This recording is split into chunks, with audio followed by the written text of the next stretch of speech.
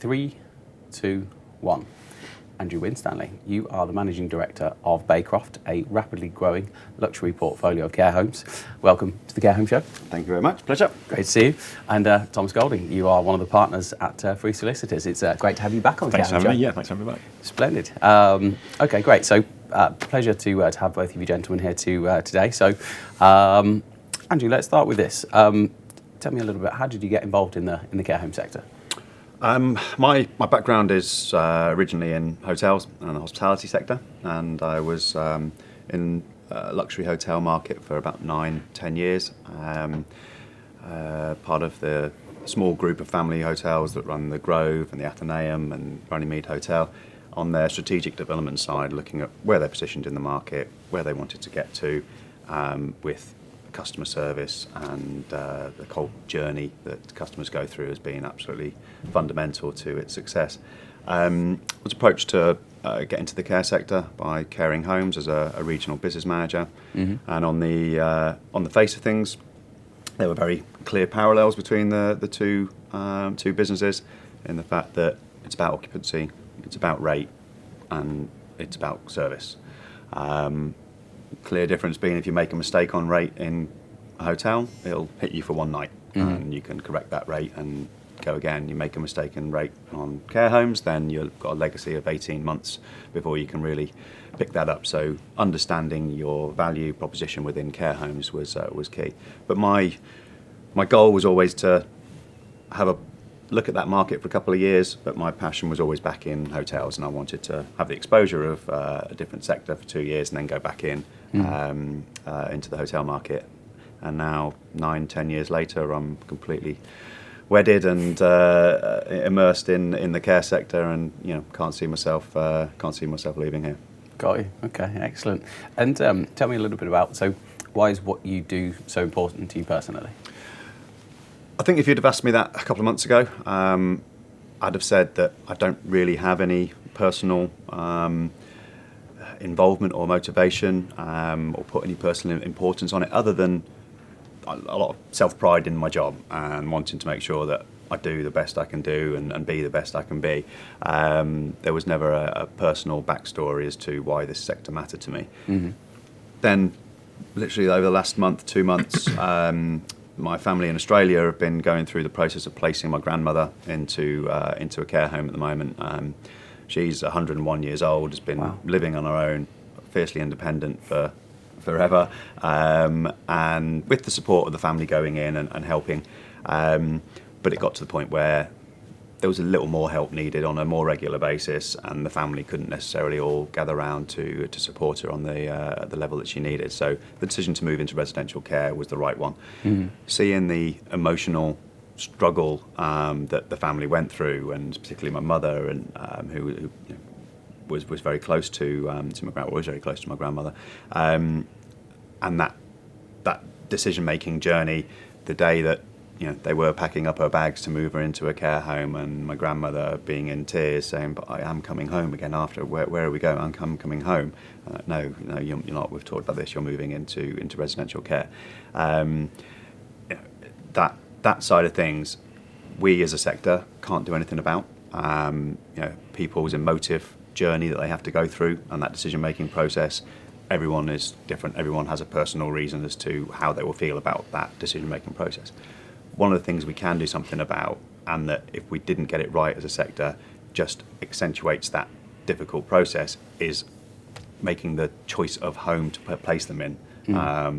Yes, you've got 50% of it is the emotional side of making the decision, and then if you couple that with, but there's not a suitable facility, all of the care homes in my area aren't up to the standard that I would like to see, and there's no value in there for them, the facilities aren't right, the service isn't correct, the staffing levels are poor, that must just really make that whole decision-making journey that much harder. So we can actually alleviate half of that by actually delivering just a quality product, quality service, quality care, and therefore it's a very quick tick box saying, okay, I know that side of things is taken care of because this is just fantastic. It's where I want mum to be.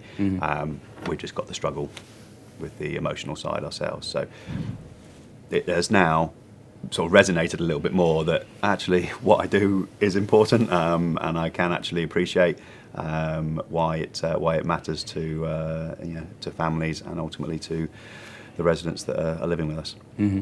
It's an interesting one, isn't it? Because I think as soon as you have that type of personal experience, it will always alter your perception. You can be very passionate about something, but until you've had that personal experience, then you just haven't had a personal experience. So Absolutely, it's just not having. And you see a lot of people who have become quite wedded to dementia care within the care sector, and the vast majority of that is through personal experience of having a mother or a father who is living with dementia, and the struggles and the barriers they've come up against in trying to find information, trying to find support, trying to find a facility that can actually support them. And it makes people who are in the sector already make, I need to do something about this. I need to really create something. So you're right.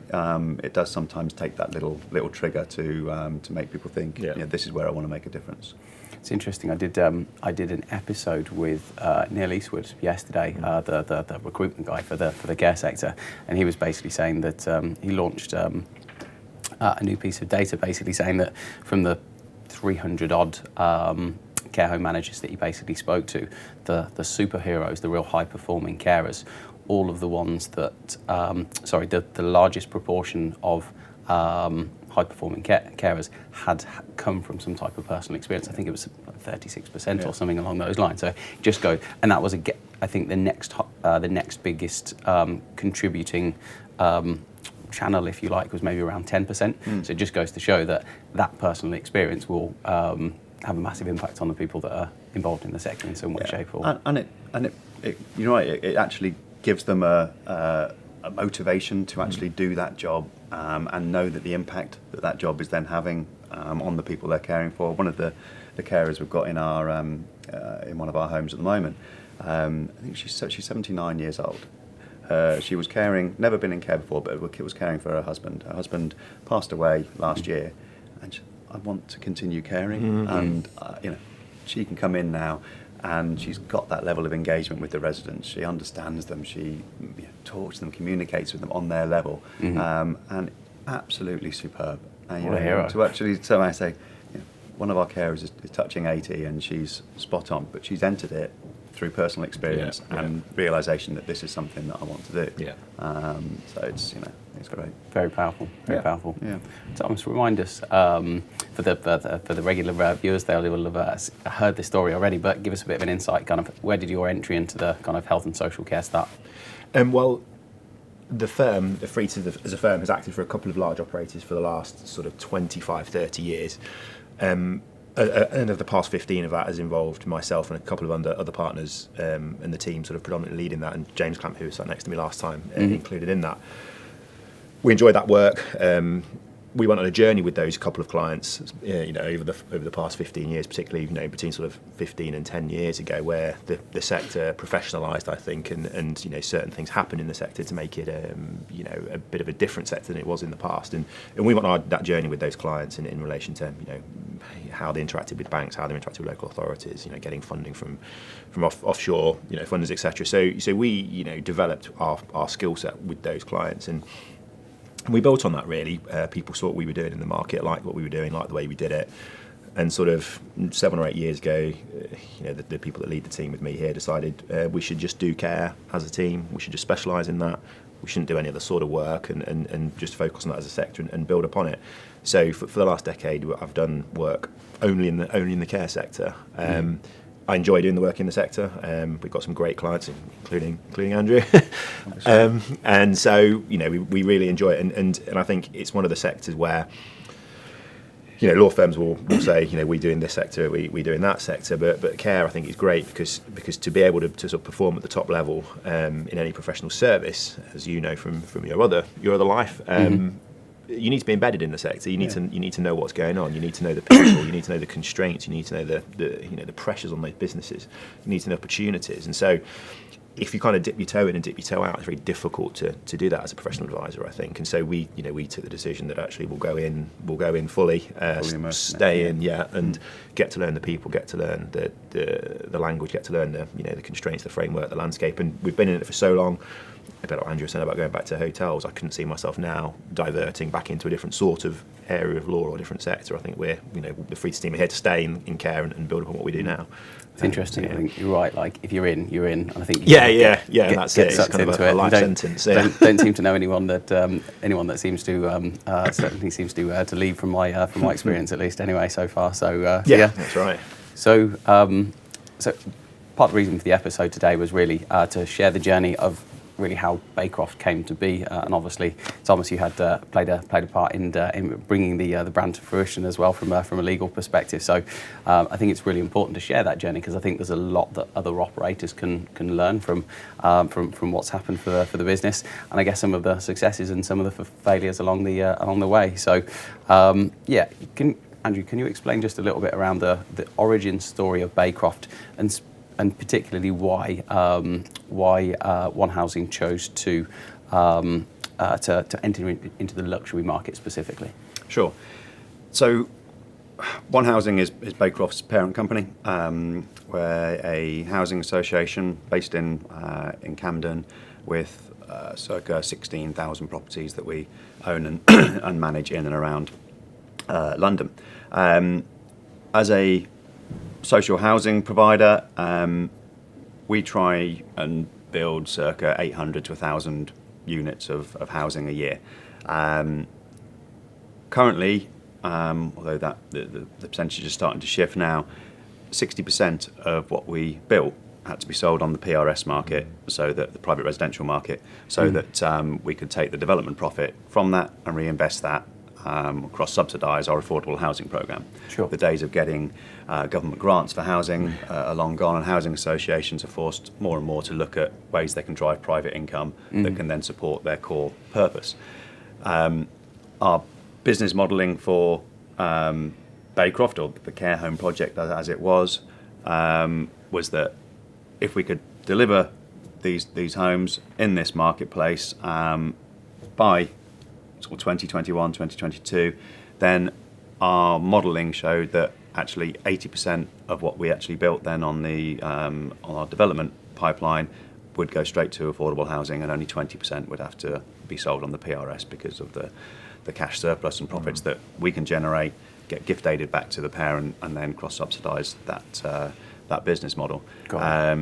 So that was the rationale behind the concept, if you like, as to how the care home project that it was originally called when I started came about, and the decision to enter into the luxury 100% private market was two reasons. One, I've slightly already touched on. It's really to try and maximise the level of cash surplus that we can gift aid back to our parents, so that we can be far more productive and more efficient as a housing operator in what we build. The cost of building a house for private residential and the cost of building a house for affordable housing are pretty much the same. Yeah. It's the fit-out costs that the touches and the finishes and the detail that drive whether that's suitable for private or not. So we decided, let's go for the private sector to give ourselves the maximum opportunity, but also we had an existing brand operating in the local authority mid-market area called Season. Although it wasn't necessarily a care home brand, it was an extra care brand. So there was already the foundation there. It wasn't a huge diversification from One Housing to say, well, we're a housing operator, let's just go and build care homes. They had a business model already established, doing care, regulated care by the CQC. Well, how do we now move that slightly into private care? So that was the driver initially behind why we wanted to get into care, but also why we were pitching at the private end. And I know we've spoken about it before, but there's a certain amount of pride within the Baycroft team, knowing that they're contributing towards the housing association as well, because obviously that's a kind of a valuable contribution to society as well. I think ethically it sits well. I thought it would resonate a lot more with our the residents and the families of the residents, that we could say that, you know, this is a social purpose behind what we're doing. And I thought that would be a real USP for us, and it does. It sits well for them. The biggest impact has been on our recruitment, and when we're recruiting staff from whatever level, from your care staff and your hospitality and your housekeeping through to your managers.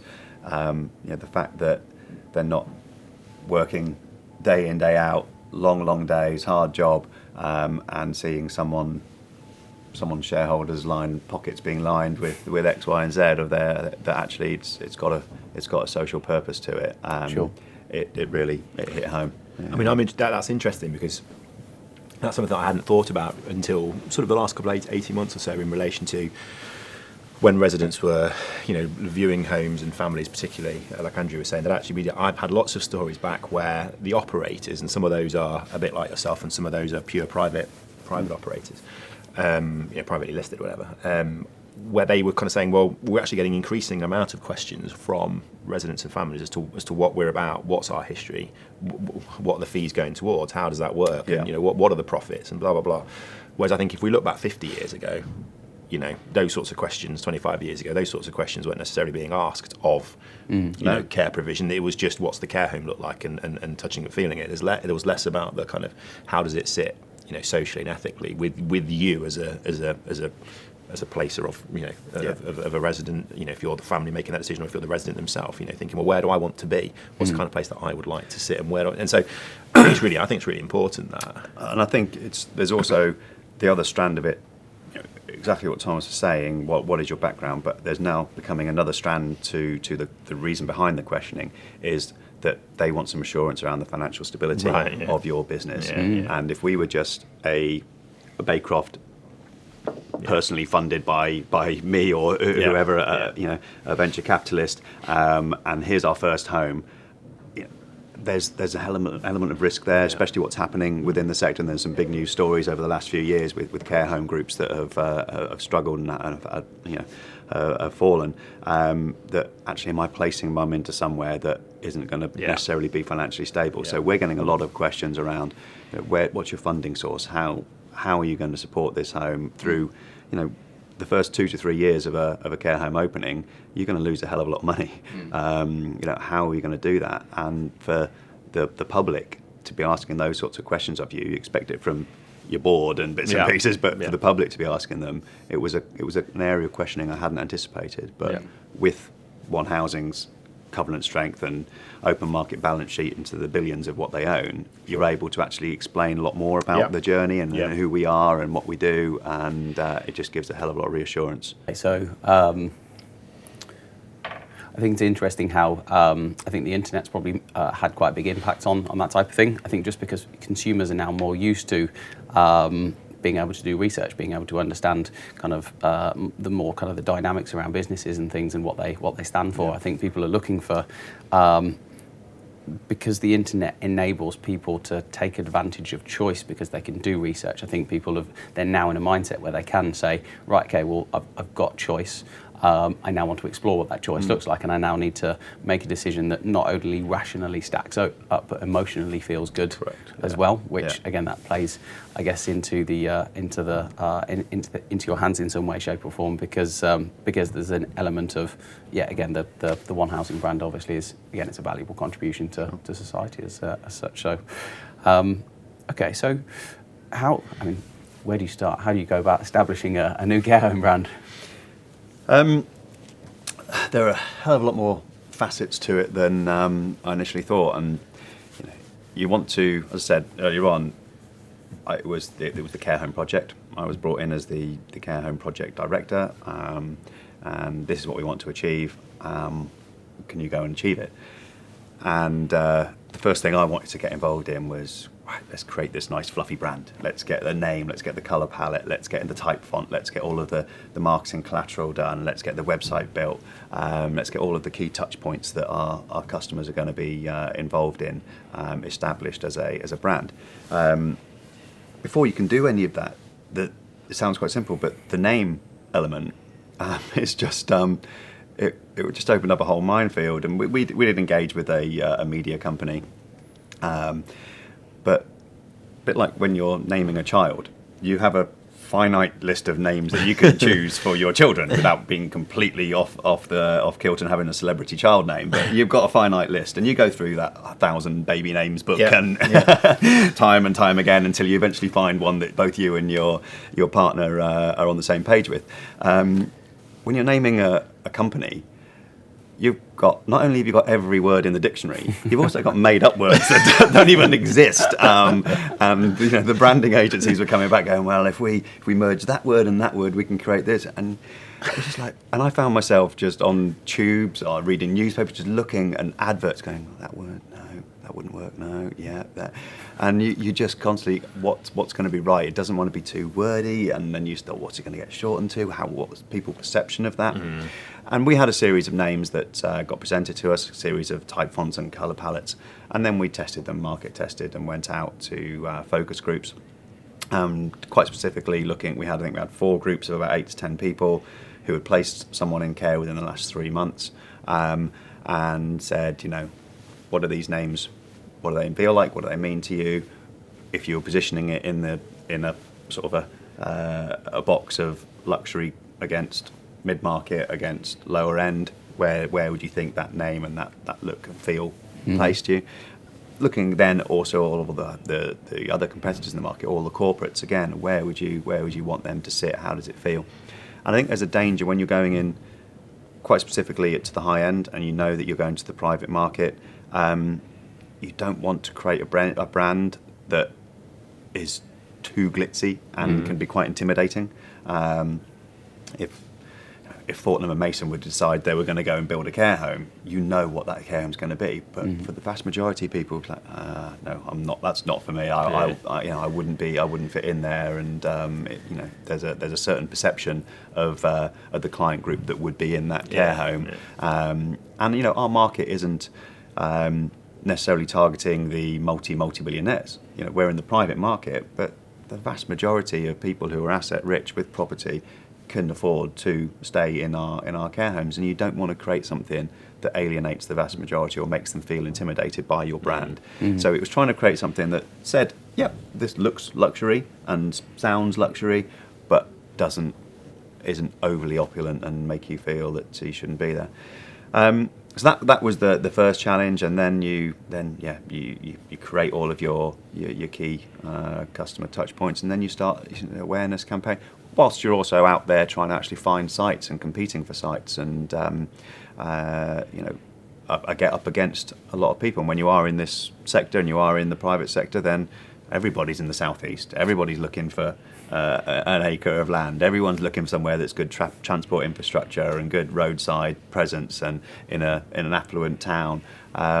So being able to see that and then move and go quite quickly was key. So I mean, we've seen, I think that's a great, from a practical perspective, from a kind of hands-on perspective, the element of actually getting land, getting sites, getting buildings built is not to be sort of underestimated for new entrants, be it at the top, middle, or lower end, because as Andrew said, there are so many people competing now for bits of land, particularly, people will be fighting in the street over land in Tunbridge Wells almost, places that, in and around those areas where so many people there, it is so competitive, and whilst even people with balance sheets as impressive as One Housing and people like that, you can wave that around, but there's also an element of, well, have you performed before? Do you know what you're doing? Who are your advisors? Have they done this before? And so you can quite quickly, even with all the sort of power and money in the world, think, well, I can come in and get those sites because I'm that kind of entity.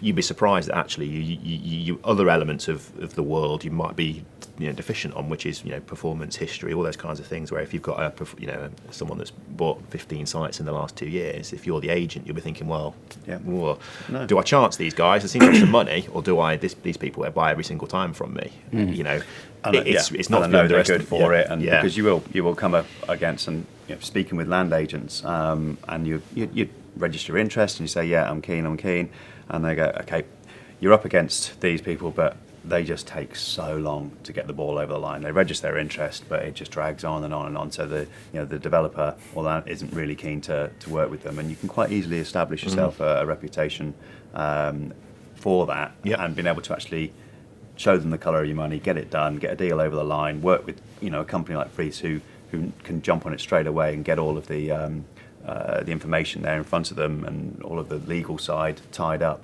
and give you a period of exclusivity to actually make this thing happen. Sometimes people will actually say, well, it's worth an extra, taking a little bit of a 5% hit on the land value. And that was the other challenge. We'd established business models and financial appraisals to work out your residual land value. And so we would say, quite our classic was, we had a piece of land in Tunbridge Wells. Literally day one I started saying, we've got this piece of land in Tunbridge Wells, really want to be there. Can we make it work? Yeah. Run the financial appraisal, input all the data and all the figures, and then it should just churn out a residual land value, and you go, yeah, okay, we can afford X. You're being now told by landowners, you can have it, but it's going to cost you Y. Yeah. So what's happening is that we are then putting that figure in at the bottom, and then working our way up, and then it's like, okay, so average rate has to be boom, not necessarily what the market can currently afford or currently absorb. And you do all your market research and say, okay, we can do 1,200, 1,300, 1,400. That's what the market can absorb. They're telling you what you have to be, and if you want to be there, you need to pay this. That's what you're and gonna then do. Suddenly the person that's paying is the consumer at the end user, because you're going to make all of that work. We're now at 16, and the land value is now driving the market at the top end of the market rate at the top end. I mean, this is one of the things we spoke about, I think, last time, wasn't it? Where we were saying that, that feels in many respects, well, it's certainly the wrong way around. And if that explanation is totally the reality of the situation in many cases, and that's just a matter of fact, isn't it? But then if you're the person on the street having a look at that care home, or the resident appraising that care home and looking at the fees, and think, well, actually, the fee should be generated by the quality of care. And the quality of the environment to a degree, but all of that into the mix is generating that number. I don't really care how much you paid for the land. And so it's a really tricky balance, that, isn't it? I think that again is a massive challenge that for anybody, new entrants or otherwise, is that actually you can have the best appraisals in the world and financial models that are based on certain things, but if you've got an agent or a landowner saying, well, I just want 10 million quid, there you go, that blows the whole thing out of the water, and off you go. And the care sector is not necessarily set up to provide care on the basis of what people think land is worth. That's not how it works. No. There's a massive, obviously there's the fact that the land prices and the kind of socio-economic situation kind of in the southeast is such where you can get away with it on some level in the southeast. What happens up in the north? Obviously land values are going to still going to be less, but ultimately if the numbers don't stack up, then it's likely that the north are going to suffer from a lower volume of developments. Just because they can't make the numbers to work, they'll end up with a poorer quality environment. Even if the care's great, there are going to be 20, 30, probably soon to be 40-year-old care homes that are probably crumbling at the seams, and just because of the way that the the dynamics of the situation, which is, I guess that's more kind of a sector-wide challenge. Absolutely, it's a absolutely. big, And big it's not. question. It doesn't.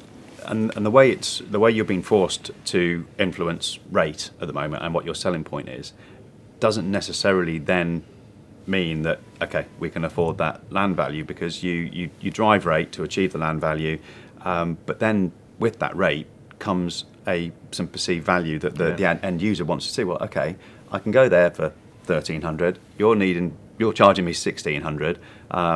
Where's my perceived value? And then you need to look at your whole operational setup and your fit out and what you're providing from a service and a facility, and that ultimately drives cost as well. You want to be able to say, well, our staffing levels are X, and our pay rates are Y, and these are the reasons you should come to us. That all has a cost, and suddenly you're not hitting your land values again, and it's a bit of a vicious circle. So. But it's, as you say, it's ultimately been driven by the competitive market to be in certain locations, in certain counties that we know have got a care need and have got a lot of asset-rich property. Absolutely, yeah, definitely. So you touched upon this a little bit, but so how important would you say is branding to the consumer market? Initially, I thought that was going to be a big challenge and a big hurdle, that we are going out there into the market. We are Baycroft, and people are naturally going to say, well, okay, what have Baycroft done? Where are they? Who are they?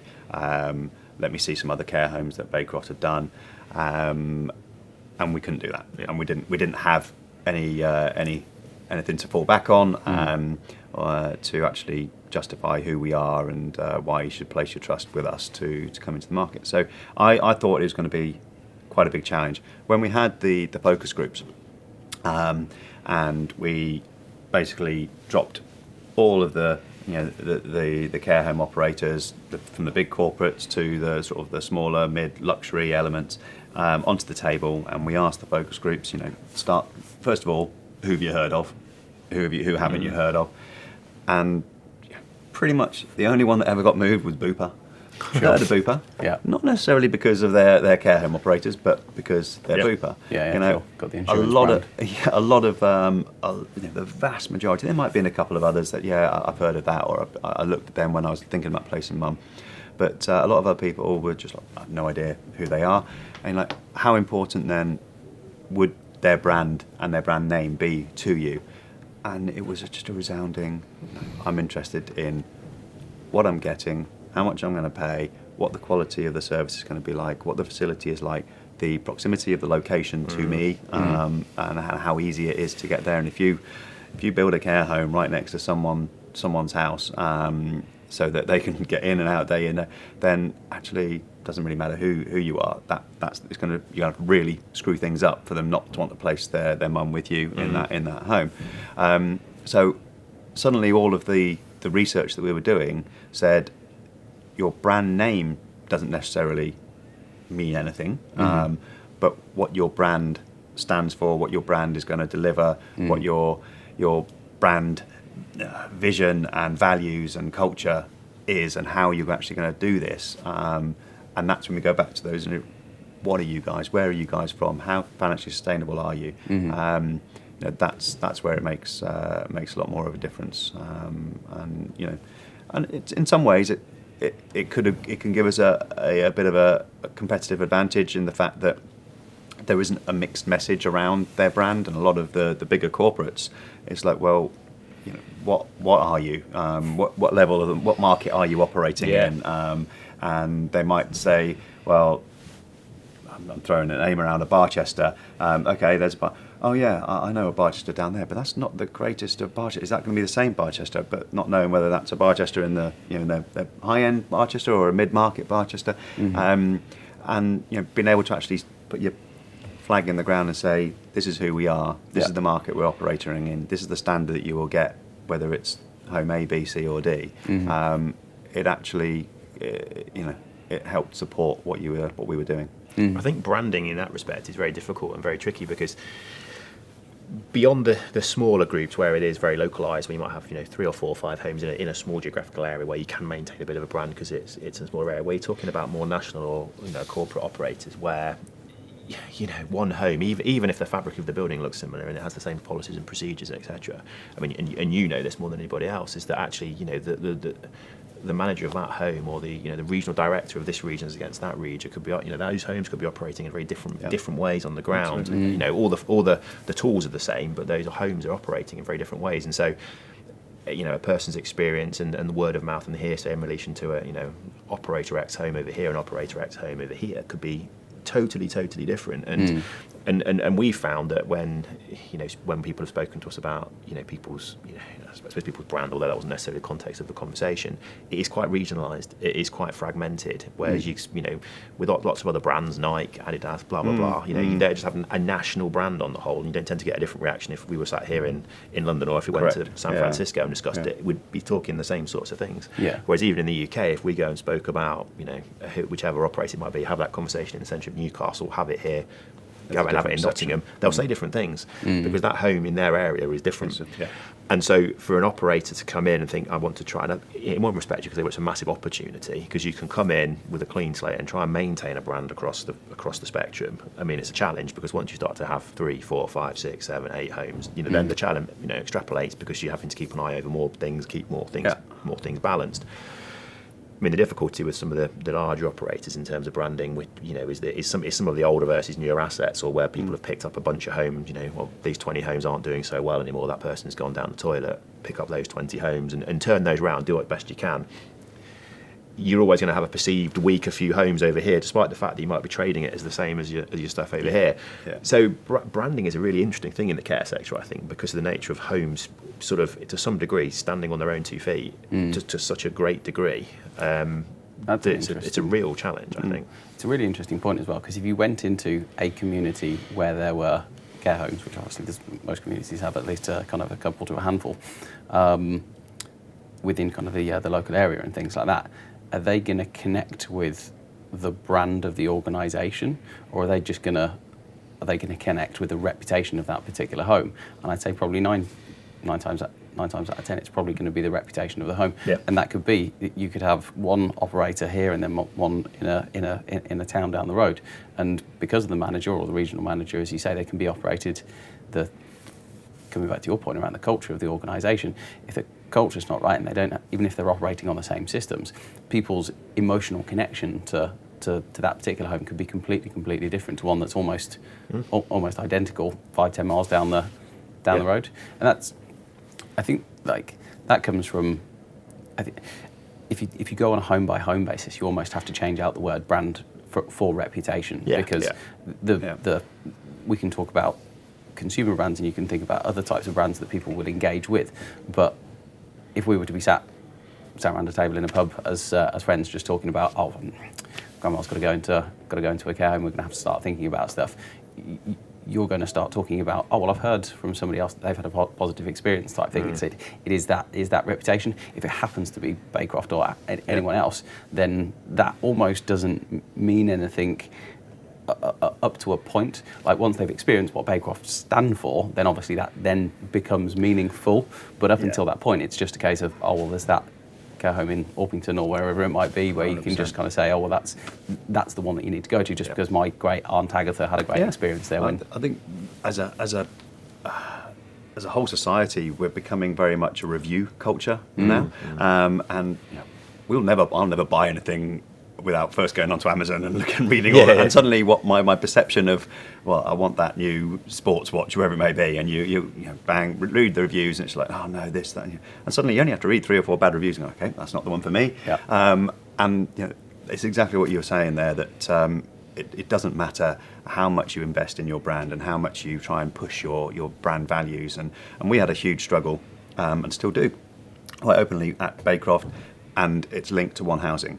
And how closely we try and merge those 2 brands, or do we keep them separate? Is it right that One Housing is shouting about the fact that it's a housing association with a luxury care home brand? Does Baycroft want to try and establish itself as a luxury care home brand and be shouting about that we're a housing association? But also that we decided to separate them out, and quite deliberately separate them out.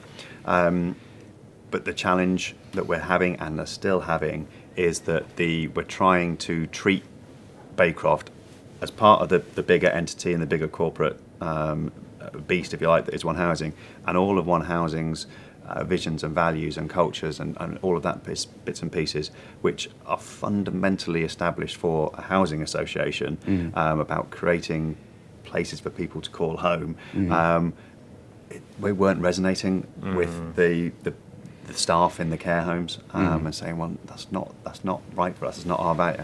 And it was becoming very fragmented, and it was very difficult for the staff within Baycroft to engage with what was going on and what is going on at One Housing. And that is one of the biggest challenges that we're having at the moment, how we can try and create a overarching culture. But ultimately, going back to what you alluded to, that we've all sat in pubs, that those pubs have had a bad reputation for whatever reason. Suddenly there'll be a big banner saying under new management, it doesn't necessarily change your perception of that pub. No. You might stick a new that terrible beer that you had all those years ago. Absolutely, you might have a different manager and a different coloured brand on the door, but I still know what that pub's like, and it takes a long time to turn that around and to change that value, and that's where where care home companies have gone in and acquired failing businesses.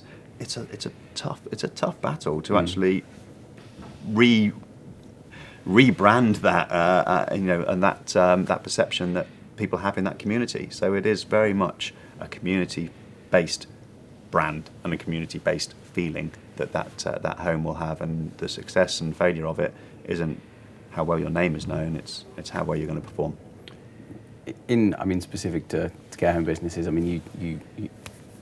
you have to get the care right. You have to look after people properly. Ultimately, that's the brand, isn't it? And that comes from making your team your first customer, by making sure that they're well looked after. That should be part of the values of any care organisation. Because if you're looking after your team, they're going to look after your people. If your people are looking after your residents, that's going to look after your own brand anyway. And I was reading a stat on it's a different buying decision, of course, but senior leaders within businesses, when they make significant purchases for their organisation, there's two places that they'll take the recommendation from: a colleague or a peer, and it's that personal recommendation where you've got that scene where there's a couple of lads in a pub, kind of in a set of circumstances where they are a care seeker and they're looking for things. Having a good website and having a good presence and things like that can be important, but it's just as much about that. Again, that emotional connection to what is just about one of the most significant buying decisions that you could possibly ever make. Yeah, I think whatever purchasing decision we make, you're always looking for someone to reaffirm that decision for you. Whether you're about to buy a new car and you sat around with your mates going, "What do you think?" When they say, "Oh my God, that looks amazing," then you're, "Oh yeah." It just takes on to go, "Oh, one of my mates had one of those, it was awful." And, suddenly my decision-making process, what I thought was actually spot on, has been influenced negatively. And you're constantly seeking reaffirmment. And in this, in this sector where, as you say, that decision-making process is so powerful and so crucial that you're unlikely to change your mind once you've made the decision. You're unlikely to say, "Okay, this wasn't quite right. Something's got to go fundamentally wrong for you to make that decision to pull mum out or dad out and say, right, we're going to have to try something else this time." It's not like you bought a new pair of trainers and after a couple of months say, "Oh, they weren't quite right. I'll have to go and buy a new pair." So you're constantly looking for every single bit of feedback that reaffirms what you're doing and what your decision you're about to make. And it's crucial therefore that awareness marketing that we do as care home operators isn't necessarily just brand specific and a big global campaign, or it's very much, and that's talking locally about focused. Open days, isn't it? And absolutely, local commissioners and stuff like that, isn't it? Which is probably equally, if not more important. Than all your key stakeholders, that are they aware that there's a new care home in your area, and that just getting them in there, getting the footfall through the door. Not necessarily your end user to begin with, but people who are going to influence your end user. And your GPs, everyone goes to the GP and they're I'm going to have to place mum in care. I've heard about that babe. Oh yeah, I went and visited there. It looks good. Suddenly your GP's telling you that it looks good. Yeah, great. It's another touch point, isn't it? And it's a real person touch point as well as anything. Yeah, it's a professional touch point. Any operator that doesn't take advantage, that sounds like a negative kind of phraseology, but doesn't engage with their local community, you're missing a trick, because we're talking about people at the end of the day, people making significant decisions around the care of their elderly loved ones or relatives or whatever. For people to make that decision, as you say, whether it be a GP or anyone else, or a solicitor in some instances, like a family solicitor and things, it's going to help drive that key decision making. Because most care seekers, they're probably not going to be thinking to themselves, "Oh, if I get this wrong, then there's an increased mortality rate of blah blah blah if we get this wrong." But full well, like, moving house is a pain. You've obviously just gone through this recently, haven't you? So it is a pain, and it's stressful and it's difficult. And if you're 90 years old, it's 10 times harder, especially if you have to go and move again, which is obviously like the worst case scenario type set of circumstances, whether that be because you've made a bad decision or Talking about the sustainability piece, is that home going to be around in the future? Yeah. It's an important question to be able to ask. So, what do you think that care homes need to do to differentiate themselves in what can be quite a busy market? We, as part of our focus group piece, one part of it was looking at the brand names and how does that look and feel, and what does that type font say to you, and colour palette say to you, and bits and pieces. And we put that aside and then said, if you could build your own care home for your mum, what does it look like? What would you put in there? What means something to you? What's a tangible service or a tangible facility that you would want to see in there that you could say, yeah, there's some real perceived value in there. And it was quite interesting that the actual facilities you provide in there, they weren't that high up on the list. I think if we look back 10 years ago, having a cinema in your care home was unique. Having a hair salon or a nail bar was unique, and you could sell it as a USP. You can't do that anymore. Every new care home has that as a standard, and this is where you now come into going into sort of sales speak. You've got your order qualifiers and your order winners, and your order qualifiers just qualify you to be considered as an option to place mum in, and they are things like that you've got restaurants, and you've got a cinema, and you've got a hair salon, and you've got good care, and I think that was something that really came out of the work we did, that people didn't see good care as being a differentiator, because that was an expected. It was a standard that was expected. It was an order qualifier. Don't tell me you're going to look after my mum. I know you're going to look after mum well. I'm not paying £1,600 a week for you not to look after her well. If I'm paying £300 a night to go and stay in a nice hotel, don't tell me you're going to have a nice pillow. I know I'm going to have a nice pillow. Tell me what your restaurants are like, what your spa is like, what this is like. They are your order qualifiers. And I think we became, or the sector is quite bogged down in sometimes selling order qualifiers and selling care. If that exercise taught me anything, it was actually move away from that. Say you've got it as a standard, absolutely, but don't. It's not a differentiator. Your differentiators now. Still, one of the key things was the dining experience, and it is one of the key elements that. Some care homes might have a cinema, some might have something slightly different, some might have a gym, some might have something different. So there's always nuances in there. But the one thing that care home A, B, C, and D can differentiate or benchmark, themselves against day in, day out is your dining experience. You have to provide 3 meals a day. What does that look like, and how can you make a difference with that, and how can you appeal to your market? And that scored really highly. That I don't want mum sat in front of a TV with a tray on her lap eating what they perceive to be care home food. It's what are you going to do? What's your dining experience going to be like? Mum's used to eating this, and this, locally sourced food, food that has provenance, that actually on your menu today is leek and potato sausages from Bob's the Butcher's. Oh, I've always shopped at Bob's the Butcher's. That it means something. It's not just from a national supplier. So that came out really highly as a key differentiator. But then the other main area was around the engagement with the family, how close that family can still feel to the resident without necessarily having to come in, day out, and that's down sometimes to location and where it's positioned in relation to where the family live. But how easy is it for me to engage with mum? Do I have to phone through to reception? Does reception have to try and find a nurse? Does a nurse have to go and give this phone to the resident and find them? And suddenly it's a 10-minute wait to actually speak to mum. Have we got a direct dial line into her room? Can we Skype onto her TV screen? Can we send messages to her via Facebook, whatever it may be, onto her TV?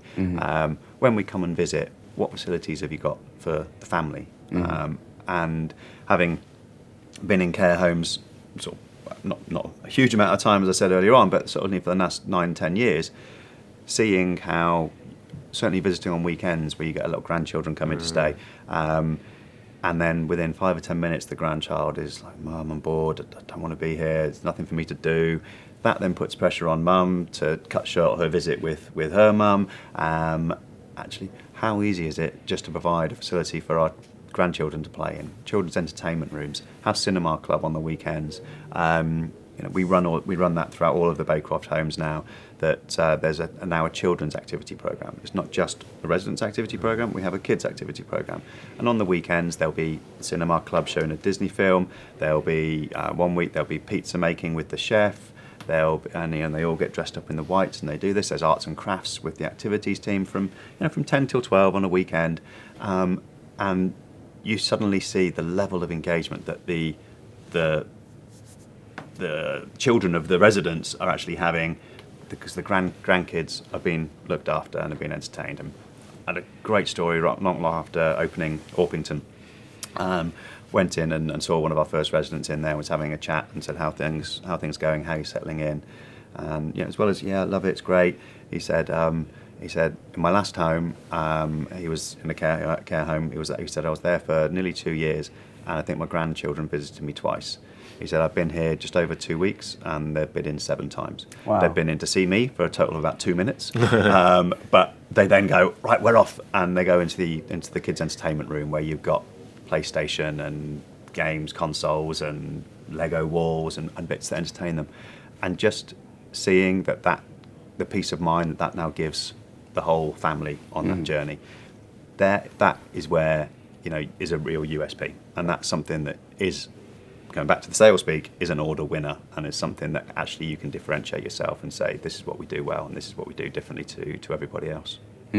No, that's really, really interesting, and a lovely story as well, because ultimately you've got, albeit the kids disappeared relatively quickly, there's been that moment, that family engagement and things like that, which is obviously cherished at that kind of at that stage in the person's life. That's obviously an important moment, albeit 5 minutes with the grandkids is always going to be better than no minutes at all with the grandkids. It just takes the pressure off the rest of the family, that they don't feel like they need to cut that visit short, and they can really maximise the quality time they get to spend with their mum or dad in the home, which is obviously super important. I think the other thing that we hear a lot about in that regard, I mean, you might tell me that I'm wrong, is around choice, is around residents having a choice in the care home. I mean, you might say that's an order qualifier nowadays, I don't know, but once upon a time, most things were dictated to, or there was very little choice in what you were, what you had to, particularly in relation to dining, but in relation to activities, or in relation to indeed, where you can and cannot go and what you can and cannot do. I think nowadays, lots of the homes that our clients are building and people that we're talking to are saying, we're really focused around choice. What different things can we do for the residents? Because obviously, people have different experiences in life, and people have different requirements, what people likes and dislikes, and all those kinds of things. And you think, well, you can't just try and put all of that spectrum of people's, lives and worlds into one narrow funnel and expect everyone just to go along with it. It isn't going to work. No. And so, it's about choice, isn't it? It's about understanding each resident, and I know that some of the operators spend a lot of time with each resident before they come in, understanding what they, what are their preferences, what do they like, what do they not like, what do you not want, absolutely under no circumstances do you not want to happen. And some of the operators don't do that, and then they're surprised when people don't like it. Yeah, and it's it comes down to the whole adage of personalised care, and it's difficult when you're absolutely right, but it's also very difficult for us as operators, but from a sales point of view, to be able to actually shout about that, articulate it, and it comes down to, actually, it is a USP because people still aren't getting it right, but the perception from the public, if you like, is that it's just an order qualifier. It's like, well, mum can get up whenever she wants. Like, well, no, she can. Yeah. Well, but you're like, well, 10 years ago she couldn't. No, that's right. Yeah. And there's some where you've got a strict time where you have to get everyone up and get everyone dressed by and get everyone breakfast, and breakfast is only served between X and Y. It's like, no, if mum wants to get up at 5 in the morning, we'll give her some breakfast. If mum wants to sleep into 11, we'll then give her breakfast. And it's like, well, yeah, that's what she has at home. So it's like, it's difficult to sell it as a differentiator, but it's absolutely fundamental to how care has evolved over, certainly just in the last 10 years. And it is keen. You've got to be staffed to be able to meet that and service that. And you've got to look at your staffing levels and the access that those staff have. That if somebody woke up at 5 in the morning and wanted an omelette, how are we going to deliver that? Because if they woke up in their own home and wanted an omelette, they'd get up and go and make themselves an omelette. Why should we be treating them any differently? So it's that's the challenge. I was chatting to Caroline Baker, the Director of Dementia for Barchester, a few weeks ago now, and she said she took one of her earlier management roles in a care home. There was a gentleman who he basically chosen not to have a shave at kind of maybe 11 o'clock, and Caroline had basically walked in as a kind of in a new management position, and apparently a lot of the team kind of said, look, we're really, really sorry, this never happens. This is basically making out like it was some catastrophe that this gentleman who'd basically decided he just didn't want to shave hadn't been shaved, that he was going to be the recipient of shaving, which you just think to yourself if you didn't want to have a shave, you didn't want to have a shave. But they were genuinely nervous because the culture within that particular home wasn't one of choice. It was a one standard of process. That was set. Actually, all of your male residents have to be washed, dressed, shaved by this point. And it's okay, I haven't achieved it. I haven't met what I'm supposed to do. How have I failed? It's well, no, you haven't. And apparently, it took quite a long time for the team were fundamentally good people, but they'd been so used to being process orientated. It took quite a while for them to be comfortable with the fact that ultimately the resident should have the choice. If they don't want to have a shave, that's fine. Shouldn't even be something worth kind of considering. It should just be a case of, okay, great, well, let us know if you want a shave later or tomorrow. Yeah. But it seems like such a small thing. But you think about the person that was being shaved when they didn't want to be on a day-by-day basis. Just think about how demeaning that would be. I know that's obviously a relatively extreme example, and one would hope that type of stuff definitely doesn't happen now, and if it does, God forbid type thing. But that's an extreme example of what today where choice should be where choice should actually mean something, and it should apply to basically everything, not just kind of the things around kind of getting shaved. And I think some of that's to do with the people that are, the current, the peers, I suppose, the residents at the moment, and the differences in the generations and the requirements and the mindsets of those. If I think of my grandparents who both died last year, sort of 90 odd. I imagine they weren't in a care home, but I can imagine they would have gone in, wanted to be. I don't want to be an issue to anybody. I'll comply with whatever timetable you've got. That's my mindset. Whereas I think of us and our parents probably as well will go in thinking, well, no.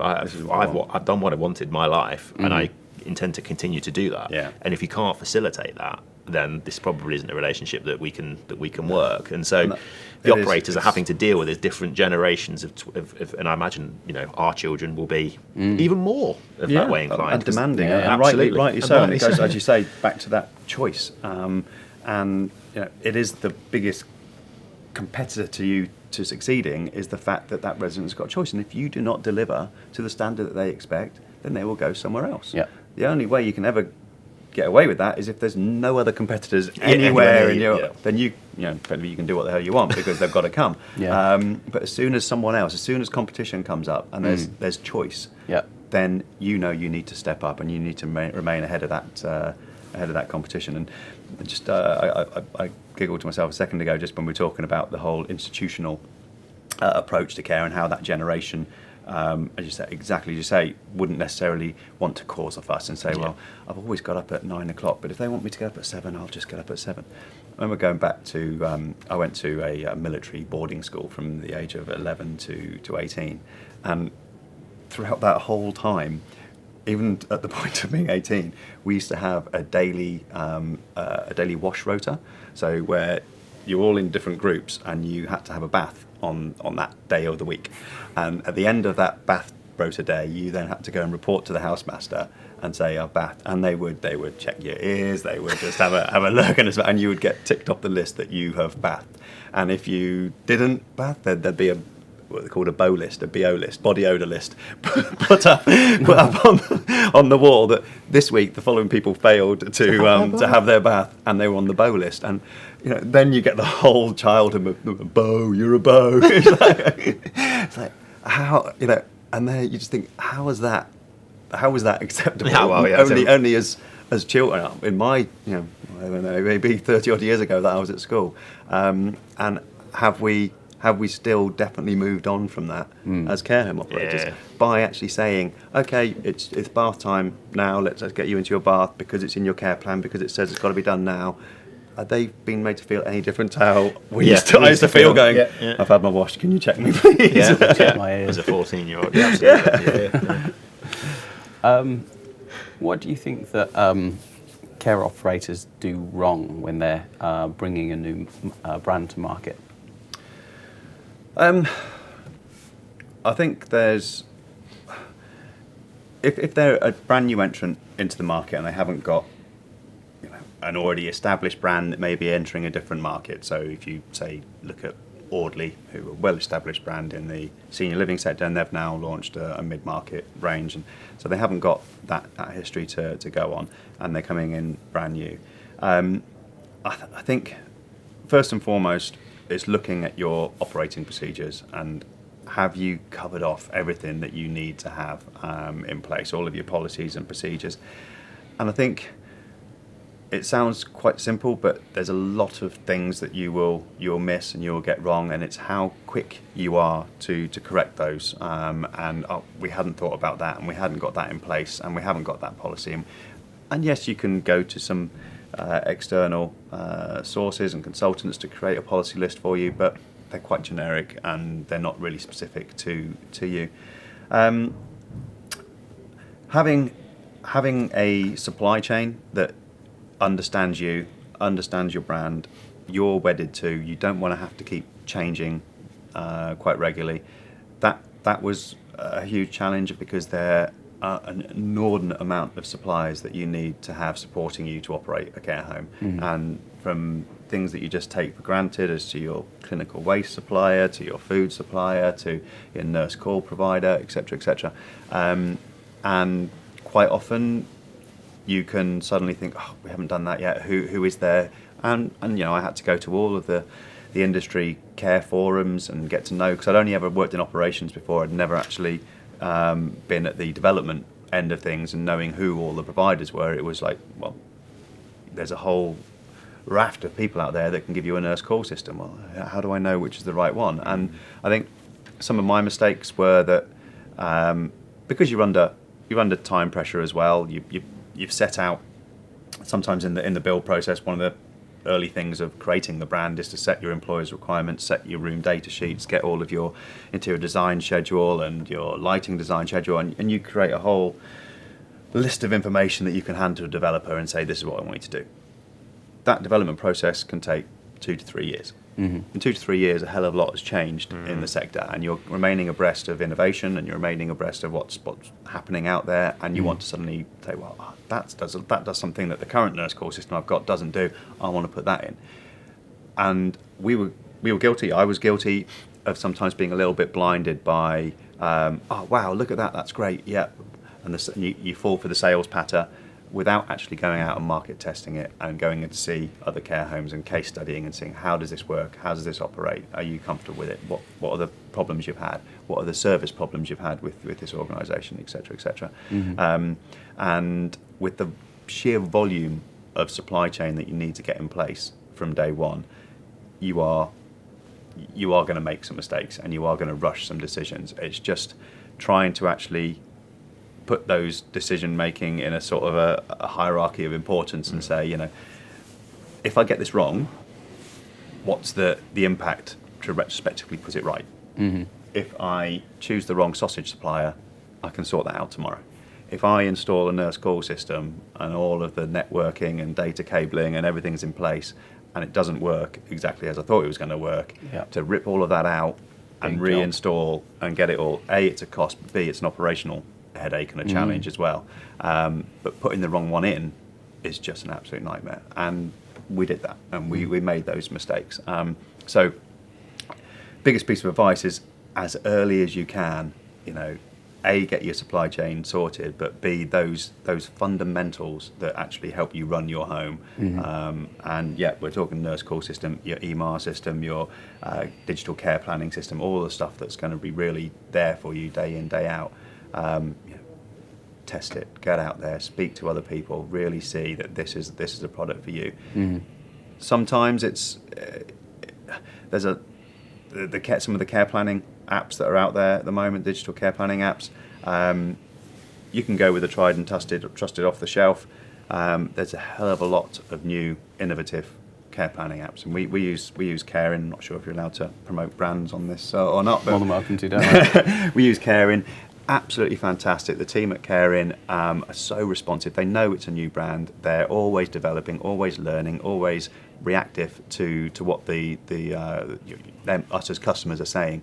That does bring a level of frustration, and as long as people understand that, because your team will feedback, we need this, and you've got to see where in the development pipeline that is going to be for the people you're working with. And yes, they will respond to it. Yes, they will do it. But it's on a journey. So you've got to balance that up between we've got something really innovative, really state of the art, really market leading, or there's the tried and trusted. We know what we're getting, and it's going to be absolutely faultless. But so it's those challenges and picking which ones you actually mean something. And I think the big question I keep on asking myself is, by doing this or by changing this, what's the positive impact to the end user? And if that positive impact isn't overwhelmingly a yes, it'll have a massive positive, then don't bother. Just shelve it for a while, and you can tweak that as and when. But if you keep asking yourself that question, I made a hell of a lot of tenant variations during the development process, and we worked with Castle Oak on the build at Badow that you guys did for us, and they'll quite openly say that usually during a build process they'll have 25, maybe 30 tenant variations over the course of the thingy. I think at some point during the build they just said, Andrew, this is your 82nd variation, 82nd thing you've changed from the original set of design brief and employees' requirements. Because we were new, because everything was new, and things were I was learning things from from Orpington that we'd opened previously that weren't quite right, and what did work there isn't going to work now, and I need to change it. But as long as you're conscious that, okay, they might say there's going to be a delay cost, there might be an impact on program, there might be this or that, as long as you're doing it for the right reason, and you're not just sometimes like I was blinded by the technology, going, oh, that looks great, I'm going to put that in, that is brilliant, then that's the best bit of advice I can give, really. It's a good piece of advice for sure. So how important do you see organisation or company culture? I think I sort of alluded to it earlier on about One Housing, and they have, you'll get a consultant who'll come in and talk to you about, right, what's your vision, what's your values, what's your culture, how are you going to actually live this day in, day out. Again, it doesn't necessarily mean anything to your residents. I think a culture is, and this is where there's the risk of creating a bit of a fragmented business, because ultimately your culture has to be led by your general manager on the site. They're the one that day in, day out are living and breathing their values. And I think that's sometimes probably a more important word than culture. It's the values. What values do we have? The culture is quite fluid. And the culture will adapt and will morph and improve and change over time. As long as you've got your core values to heart, then, and you keep trying to live those values, but you can't make those values too corporate. You've got to remember that you're a care home delivering care, and it's a very, very emotive journey that everybody is going on in that process. And also, as well as remembering what the residents' perception of your home is, it's what your staff are there for. They're not necessarily in this sector because they want to become millionaires and they can see that in X amount of time I am going to cash in and I'll be absolutely. They're in it because they care. They're in it because they want to make a difference. They've either got some sort of personal journey that we alluded to earlier, or that they actually feel that this is a sector that means something to me. If you keep trying to push corporate values, culture, vision, all of this down their throats. Just let me get on. And I think as long as your general manager is living and breathing quality care that you want to see cascaded throughout the team, then I'm not necessarily one that every day, 9 o'clock in the morning, all the staff have to repeat what our values are and what our culture is. I think, as I said, a culture should establish itself over time, and as long as everybody is very clear about what they're doing and why they're doing it, I think that's far more important than a set of corporate blurb that gets cascaded down. It's an interesting one, isn't it? Because we see culture as an operating system and as a decision-making tool. Doesn't matter whether you're a frontline care worker or a CEO.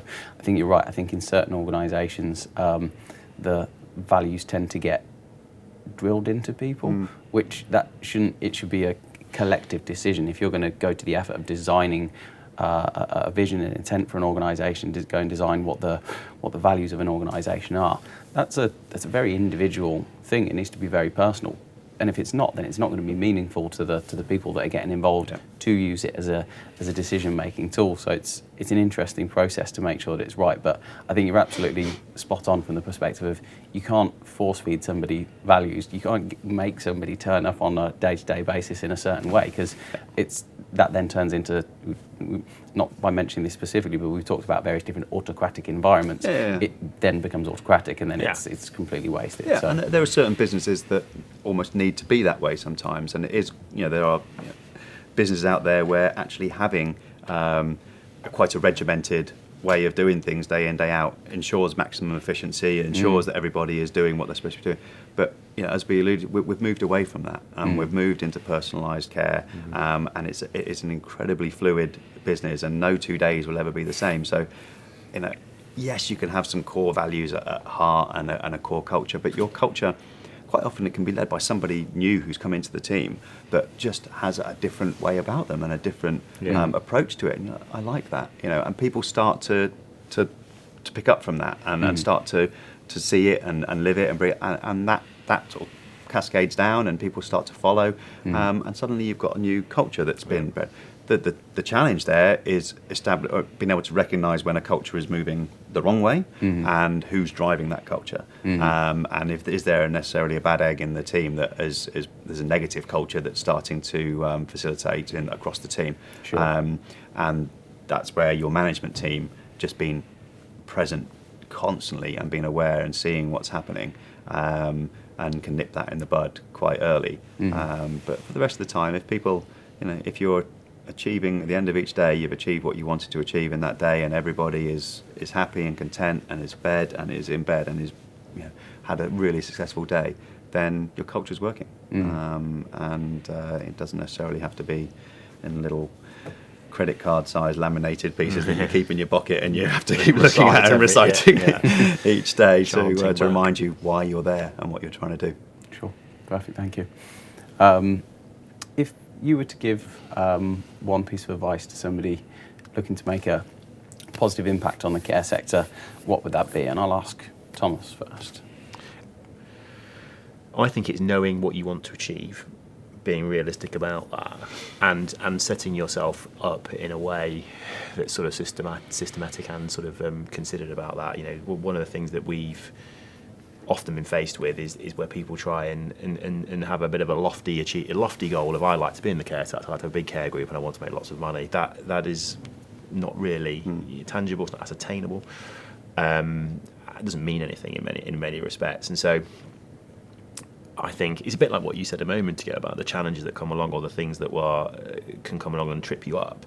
It's being clear. What do you want to do? How do you want to do it? Where do you want to do it? Why are you doing it? And I think it's understanding those things, being clear in your own mind. And I think one of the things that we said when me and James were in here together is that it's acknowledging that you don't know everything, and it's acknowledging that actually you will learn along the way. I don't believe people when they say they've come in and set up whatever business or gone on whatever journey it is without any assistance and they've succeeded and got to the top. I think there'll be a few people in the history of the world that have ever achieved anything of that nature on their own by themselves with no help. And so I think knowing where you need assistance, knowing the people to know to ask for assistance, and all those kinds of things in relation to setting up, coming in, or expanding. Even if you're in here with a smaller group and you want to branch out and start to be, I think it's being clear about that. And understanding why you're doing it, and speaking to the right sorts of people and getting the right sorts of advice and the right sorts of help where you need to. I think that's fundamentally that's absolutely spot on. And that if you can remain very much focused and aligned with that I'm entering, this is the market I'm entering, this is why I'm entering it. You've got to be everything that you do is two things. How reactive to change can I be in this scenario? So I've done this, I've gone in here, I've put that in place. If I needed to change it, how quickly can I do that? How reactive? How is my building set up to be able to change? Whether that's the designation of room types in your care home, that all my market data says that I need 20% dementia, 40% nursing, 40% resi. If that starts to shift, how am I going to react in this building? How am I going to actually realign the room split? But know where you're going in the marketplace. Be very, very positive about why you're entering into that market, and that doesn't necessarily have to be just I'm going in the private because I want to make more money. It's we're going in the mid-market, we're going in a local authority, but align yourself with that. Understand what that market demands are, what those needs are, and make sure you deliver them. Be very consumer led. Make sure that you're doing things for the right reason, not because you think it's right and you think it'll make a difference, but have you actually understood that means something? Get out there, really start to talk people. It doesn't cost a lot to set up some focus groups, and there's some big companies out there that have got data and resource galore and can pull together 30, 40 people at any point within a week or two's notice who are really pertinent to the sector, to say, I want to test a few ideas against you. This is what I think. This is what I'm going to try. What do you think about that? And they will soon enough shoot you down, saying, "What a waste of money! Don't bother." Yeah. Don't be stubbornly blunt, going, "Well, I think it's a great idea. I'm going to do it anyway." Be consumer led.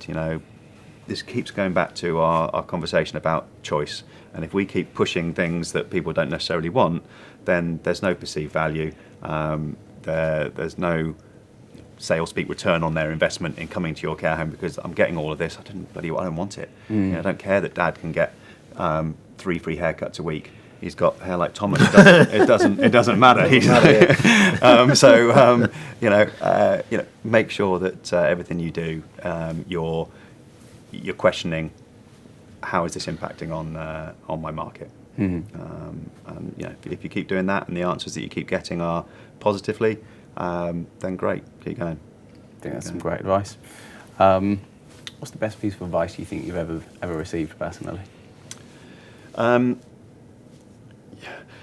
Sort of goes back to when you can get a piece of advice from one person, then suddenly the next person will contradict that advice and tell you something different.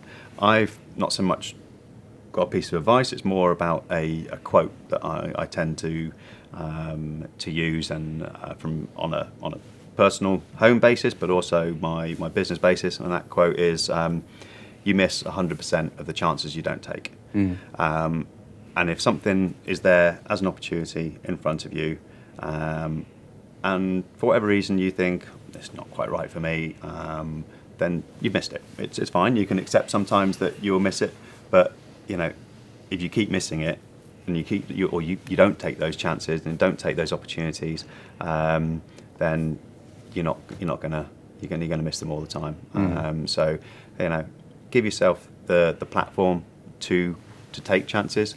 Recognise as soon as you can that it was wrong. Come back, learn from it, and say, okay, what's the next chance I'm going to take? Because if you don't keep taking those, chance is probably the wrong word, but it's just part of the quote. Chance makes it sound like it's quite risky, but it's more about opportunity. And there will be things out there, and if you don't do it, you're just going to stand still. And other operators will come in, and they will take those opportunities, and they will succeed or they will fail, but they will at least be innovative, and at least keeping on pushing what the market is wanting. If we keep missing those opportunities and don't take them, then we can't sit back and complain that we've lost our market share and that everyone's going to that care home over there because they're taking the chances. That's a great piece of advice. I think we have, is it Wayne Gretzky to thank for that? It's either Wayne, I think it is Wayne Gretzky, and he said famous shots. hockey player. He said 100% of the shots, you miss 100% of the shots you don't take. But super pertinent in that particular example. So, Thomas, how about you? What's the best piece of advice that you've ever received? I think it's similar to what I said a moment ago as well. Actually, it's around surrounding yourselves with people that you can trust, depend upon, and that you can build a team with and build something with. The successes that I've had and we've had as what we've been doing here, talking about in terms of the care sector, but in terms of lots of other bits of my life, is that you're always stronger as a team. You're always stronger, with other people. And I think it's really important in any sort of business situation or whatever to surround yourself either in your own company, in your own business, with people that are sitting alongside you day in day out, or in your wider network in relation to people that you do business with, or people that you know, or the people that you want to act for. Surround your people with good people, well-intentioned people that want to help, people that want to be helpful to others. That's the best piece of advice I think I've been given, is that if you try and do things on your own and you go about doing it in a negative, protectionist, defensive way, that you will come up short most likely. If you're positive, inclusive, surround yourself with good people that are helpful and all the things that make people stronger as a group, you're much more likely to succeed, and you're much more don't likely be afraid to actually pick up the phone to those people. Yeah, you've created that network for a reason. Yeah. We've known each other a relatively short amount of time, but over the last 4, 5, 6 months, whatever it may be, I know that actually you're so well networked in the sector. If I've got something, do you know anyone that's done this? Anyone, any advice, anything? Anyone you can point me in the right direction? Then sure. Actually, if you've got that network and you've made the effort to get out there and create it, and as it goes back to, no one's ever succeeded to that level by just being blindly solo and thinking only I know the answer. I'm doing this on my own. Just use your networks. Get yourself out there, make yourself known. Everybody has got different skill sets, different knowledge, and if they don't, they'll know someone who does. And don't be afraid to pick up the phone and say, "I'm in a bit of trouble. What do you think?" What do we do now? Who's going to help me out with this? Who knows? Yeah, absolutely. Guys, I think that's some really, really great advice for the audience. So thank you so much, Andrew. Pleasure. Real pleasure. Thank you so much. Yeah, Great to have you on thanks again. a lot. Looking forward to the next one. So Cheers. thank you very much. Cheers.